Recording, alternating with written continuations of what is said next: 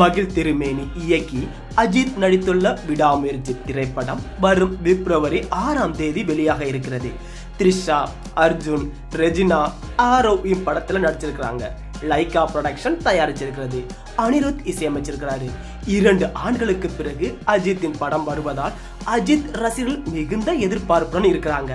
இந்த நிலையில தான் சென்னையின் பிரபலமான திரையரங்கில் ஒன்றான ரோஹிணி தியேட்டர்ல மட்டும் விடாமுயற்சி படத்திற்கு 20,000 டிக்கெட்டுகள் விற்கப்பட்டிருக்கிறதாம்.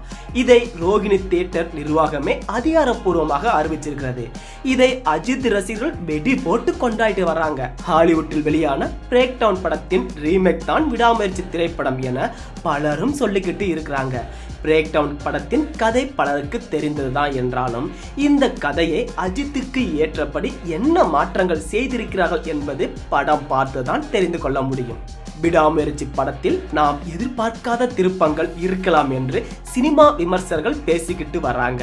கிளைமேக்ஸ் காட்சியில த்ரிஷாவை கூட நெகட்டிவ் ரோல்ல நடித்திருக்க வாய்ப்பு இருக்கிறது எனவும், படம் முழுவதுமே ரெஜினா நெகட்டிவ் ரோல்ல தான் நடிச்சிருக்கிறாங்க அப்படின்னு சொல்றாங்க.